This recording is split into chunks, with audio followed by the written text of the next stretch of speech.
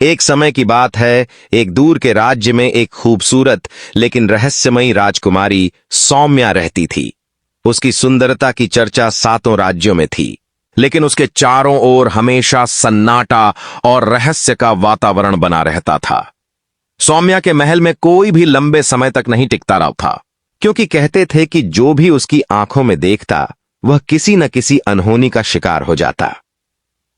दूसरी ओर उसी राज्य के एक कोने में एक भिखारी आरव रहता था। आरव केवल नाम का भिखारी था। वह असल में एक युद्ध में सब कुछ खो चुका योद्धा था। अपने परिवार और पहचान से वंचित वह अपने जीवन का मतलब तलाश रहा था। एक दिन राजकुमारी सौम्या अपनी पालकी में शहर के दौरे पर निकली। अचानक पालकी के पास आरव ने हाथ फैलाकर मदद मांगी।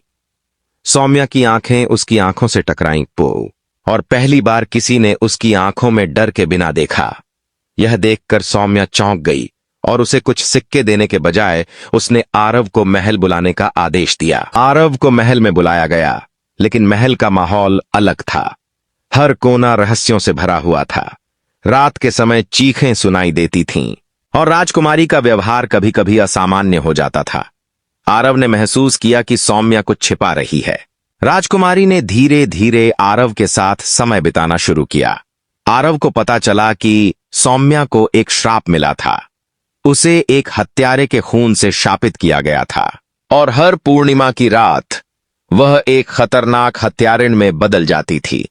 महल के अंदर की चीखें उसी रात की गवाही देती थीं। आरव और सौम्या के बीच धीरे धीरे प्रेम पनपने लगा।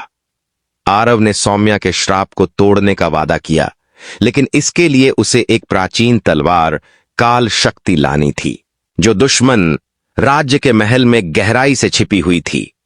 आरव ने अपनी पुरानी योद्धा प्रवृत्ति को अपनाया और दुश्मन राज्य में घुसकर काल शक्ति तलवार हासिल कर ली।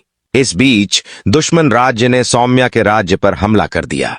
महल में युद्ध छिड़ गया।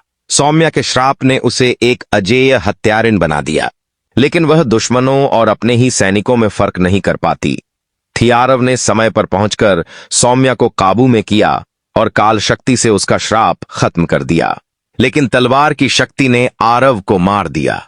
सौम्या ने अपने राज्य को दुश्मनों से बचाया, लेकिन आरव को खोने का गम उसके दिल में हमेशा के लिए रह गया। वह एक सच्चे योद्धा और प्रेमी की याद में अपनी पूरी जिंदगी अकेले बिताने का प्रण करती।